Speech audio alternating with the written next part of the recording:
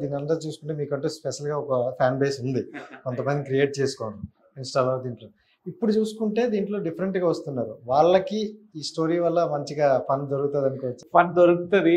వాళ్ళు ఇప్పుడు ఏంటంటే నా జర్నీ చూసిన సబ్స్క్రైబర్స్ ఉంటారు, ఫాలోవర్స్ ఉంటారు, వాళ్ళు చాలా హ్యాపీగా ఫీల్ అవుతారు. మనలో మంచి లైక్ స్క్రీన్ మీద దాకా వెళ్ళాడు అని చెప్పేసి. నా ఫస్ట్ ఫిలిం ఉస్తాద్కి కూడా నాకు చాలా మంచి రెస్పాన్స్ వచ్చింది. సో ఫ్రెండ్స్ దగ్గర నుంచి కానీ సబ్స్క్రైబర్స్ అందరూ చాలా హ్యాపీ ఫీల్ అయ్యారు. సో వాళ్ళు ఇలా చూసినప్పుడు they keep pouring me like messages అనమాట, ఆల్ ద బెస్ట్ అని చెప్పేసి. అది చాలా హ్యాపీనెస్ ఇస్తుంది. అంటే ఈ లక్ష్మీ కటాక్షం అనేది ప్రతి ఒక్కరి లైఫ్లో ఎప్పుడు వస్తుందని వెయిట్ చేస్తాం. సో మీ లైఫ్లో పర్సనల్గా ఎప్పుడు లక్ష్మీ కటాక్షం వచ్చింది? స్పెసిఫిక్గా చెప్పలేను కానండి, అంటే మనం చేసిన పని మనకి ఇష్టమైనప్పుడు మనం అది మనకి డబ్బులు ఇస్తుంది చూసారా, అది రియల్ లక్ష్మీ కటాక్షం మూమెంట్. 100 వచ్చింది అనుకోండి, 1000 కావాలనిపిస్తుంది, 1000 వస్తే 1,00,000 అనిపిస్తుంది. అది ది ఎండ్ కాదు. మనకి సాటిస్ఫాక్షన్ ఎప్పుడు వస్తుంది? మనకు నచ్చిన పని చేసుకుంటున్నప్పుడు ఆ నచ్చిన పని మనకు డబ్బులు ఇస్తుంది అనుకోండి, అది రియల్ లక్ష్మీ కటాక్షం అంటారు. అంటే ఒక యాక్టర్గా వెళ్తున్నప్పుడన్నా అంటే జనరల్గా చాలా కష్టాలు ఉంటాయి, చాలా స్ట్రగుల్స్ ఉంటాయి, బయటికి నవ్వుతూ కనిపిస్తాం కానీ లోపల తీరిపోదు. అంటే మీ పర్సనల్ లైఫ్లో ఎప్పుడైనా ఎందుకురా మనకి యాక్టింగ్, ఏదో బిజినెస్ చేసుకుంటే బెటర్ అని అనిపించింది?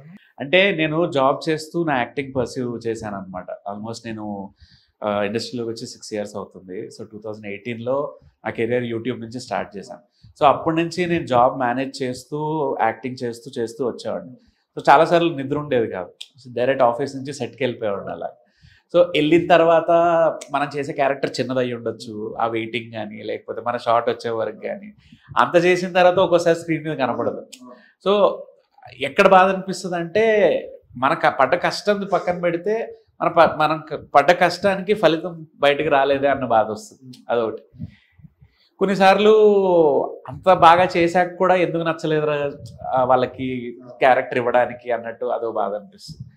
మెయిన్గా కష్టం అంటే ఇదే, అన్నీ మేనేజ్ చేసుకుంటూ ముందుకెళ్ళడం అనేది చాలా కష్టం. ఎందుకంటే ఇందులో కంప్లీట్గా దిగలేము, అలానే అది కంప్లీట్గా వదలలేము.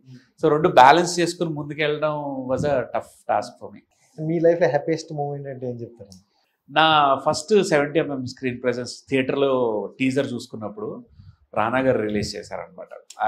నేను అది ఎమోషనల్ అయిపోయాను. అది అంటే ఫైనలీ డ్రీమ్. అది ఎప్పుడు నేను ఈ చిన్న వీడియోలు చేస్తూ అవి చూస్తున్నప్పుడు ఒకటే డ్రీమ్ ఉండేది, ఇది కాదు కదా అల్టిమేట్, ఏ యాక్టర్కైనా సాటిస్ఫాక్షన్ ఇచ్చేది స్క్రీన్ మీద రావడం అనేది అనమాట.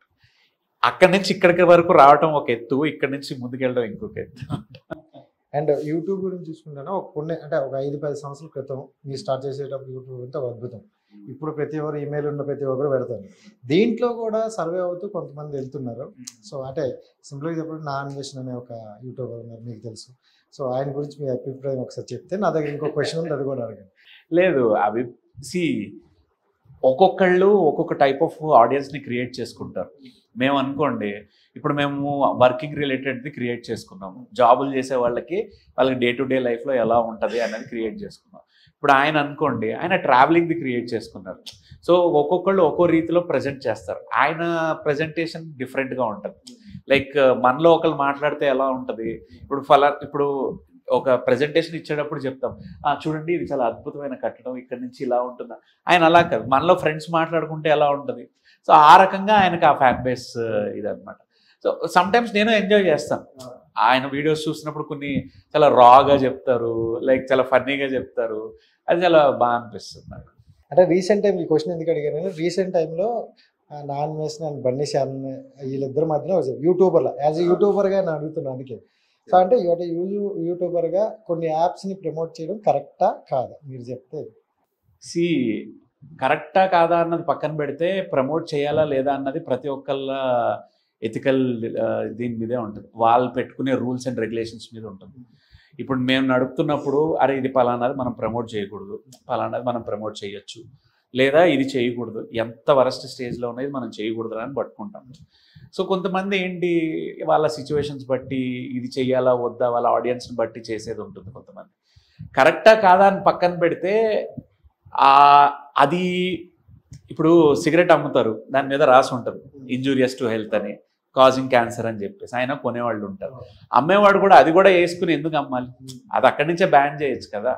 ఇప్పుడు కొమ్మ మొత్తం ఎదిగిన తర్వాత నరకటం ఎందుకు, మొదల నుంచే నరకచ్చు కదా అంటున్నాను. ఇప్పుడు కొమ్మ ఉందని చెప్పేసి సేద తీరే వాళ్ళు వస్తూనే ఉంటారు. ఇప్పుడు ఆయన కాకపోవచ్చు, ఆయన కాబట్టి ఇప్పుడు ఇంకో ఆయన ఎవరైనా ప్రమోట్ చేస్తారు. కాన్సన్ట్రేషన్ అంతా ఒకరి మీదే ఉంది. అలా చేసేవాళ్ళు చాలా మంది ఉన్నారు, యూట్యూబ్లో ప్రమోట్ చేసేవాళ్ళు ఇంతమంది ఉన్నారు. అంతవరకు ఎందుకు, ఇప్పుడు పెద్ద పెద్ద వాళ్ళే ప్రమోట్ చేసిన వాళ్ళు ఉన్నారు. సో ఒక్కరినే కాన్సన్ట్రేట్ చేసే బదులు టార్గెట్ యాజ్ ఎ కమ్యూనిటీ, మొత్తం మీద గవర్నమెంట్ మీద చెప్పొచ్చు కదా అని అంటాను నేను. తప్పే, చేయటం తప్పే, కానీ కాన్సన్ట్రేషన్ అక్కడిగా చేసే బదులు హోల్గా చెప్పొచ్చు కదా. ఇప్పుడు బ్యాన్ చేసిన వాళ్ళు అన్నీ బ్యాన్ చేయాలి. ఇప్పుడు కొన్ని బెట్టింగ్ యాప్స్ ఉన్నాయి, కొన్ని ఐపీఎల్ ప్లేయింగ్ యాప్స్ ఉన్నాయి, కొన్ని రాష్ట్రాల్లో లీగల్, కొన్ని రాష్ట్రాల్లో ఇల్లీగల్. అది ఎలా మరి సాధ్యం? వాళ్ళు ఏకంగా ఐపీఎల్ బ్రాండ్ అంబాసిడర్సే ఉంటారు, మరి క్రికెటర్సే ప్రమోట్ చేస్తున్నారు మరి. సో ఏంటంటే 18+ అని పెట్టింది అందుకే. మనకు కొంచెం విజ్ఞత ఉండాలి, ఏది పెట్టాలి ఏది పెట్టకూడదన్న విజ్ఞత ఉండాలి. ఆ విజ్ఞత కోల్పోయినాడు మనిషి కాదు, అది వేరే రకం అనమాట. సో ఆ డిస్క్రిప్షన్ అనేది ఇచ్చి చేసుకోవాలి, కానీ అది కంప్లీట్గా ఒక్కరి మీదే కాన్సన్ట్రేట్ చేసే బదులు ఆన్ ఏ హోల్ కమ్యూనిటీగా you should ask them to ban. ఒక్కరిని అనటం కాదు, చాలా మంది ఉన్నారు అలాగే. సో యూట్యూబర్కి ఎలాంటి ఆన్సర్ వస్తుంది అనుకున్నాను, బెస్ట్ ఆన్సర్ అయితే నాకు వచ్చింది. Right, come to the movie చూసుకుంటే ఒక డైరెక్టర్ మనకు స్టోరీ చెప్పేటప్పుడు సో ఈ వెర్షన్ ఉంటుంది, ఇలా ఉంటుంది, ఇలా ఉంటుంది అంటే కొన్నిసార్లు అది కంప్లీట్ షూట్ అయిపోయేసరికి కొంచెం డిఫరెంట్ అయ్యే అవకాశం ఉంది. దీని వరకు చూసుకుంటే మీరు విన్న కథ ఫైనల్ అవుట్పుట్ వచ్చింది. మీరు అన్నట్టు అది కరెక్టే. ఇప్పుడు నేనింతే మూవీలో వేణుమాధవ్ గారు చెప్తారు కదా, ఒక్క ఛాన్స్ ఇస్తే ఇండస్ట్రీని ఊపేస్తానని. రవితేజ గారు చాలా క్లియర్గా ఎక్స్ప్లెయిన్ చేస్తారు. ఒక క్యారమ్ బోర్డ్ లాంటిది, కాయిన్స్ అలా ఉంటాయి, స్ట్రైకర్తో ఒక్కటి కొట్టగానే ఏదైతే వెళ్ళిపోద్దో తెలియదు. సో అవన్నీ ఏదైతే వెళ్ళినా కూడా మళ్ళీ అలైన్ చేసుకుని ముందుకు తీసుకెళ్లేదే డైరెక్టర్ వర్క్. చేస్తున్నప్పుడు ఈ సీన్ ఇలా వస్తుందా అన్నది మనకు తెలియదు. మన యాక్టింగ్, మన డైలాగ్ ఎలా చెప్పే వరకే మనకు తెలుస్తుంది as an actor. So director గారి విజన్ ప్రకారం ఆయనకు వచ్చిందా లేదా ఆయనకే తెలుస్తుంది. బట్ ఇంత బాగా వచ్చింది అని మేము ఫీల్ అయింది ఎప్పుడు ట్రైలర్ చూసినప్పుడు. సో ట్రైలర్ చూసినప్పుడు నేను కూడా చాలా నేను చాలా హ్యాపీ ఫీల్ అయ్యాను. ఓకే, చాలా బాగా వచ్చింది, అయితే మంచి అవుట్పుట్ వచ్చిందని హ్యాపీ ఫీల్ అయ్యాను. అండ్ ఇంకోటి ఏంటంటే ఈ రోజుల్లో సినిమాకి థియేటర్ వరకు వెళ్ళాలంటే చాలా కష్టం అవుతుంది సీరియస్లీ. ఎందుకంటే సమ్ రీజన్స్, అమౌంట్ అవ్వచ్చు, సమ్ ఎక్స్ అవ్వచ్చు, కానీ ఎంతైనా జనాలు చూడాలనే ఒక ఇదైతే ఉంటుంది, ఎందుకు మంచి సినిమా వస్తే బాగుంది. సో అలాంటి ఆడియన్స్ కి మన సినిమా ఒక బెస్ట్ సినిమా అని చెప్పుకోవచ్చు ధైర్యంగా. యా డెఫినెట్లీ చెప్పుకోవచ్చు అండి. ఇప్పుడు ఏంటంటే ఈ రోజులో ఎలా అయిపోయింది, సినిమాని ఫ్యాన్స్ నడిపిస్తున్నారు. టు బి ఫ్రాంక్ చెప్పాలంటే వాళ్ళు ఇచ్చే రివ్యూ కానీ ఇది కానీ చాలా ఇంపాక్ట్ క్రియేట్ చేస్తుంది.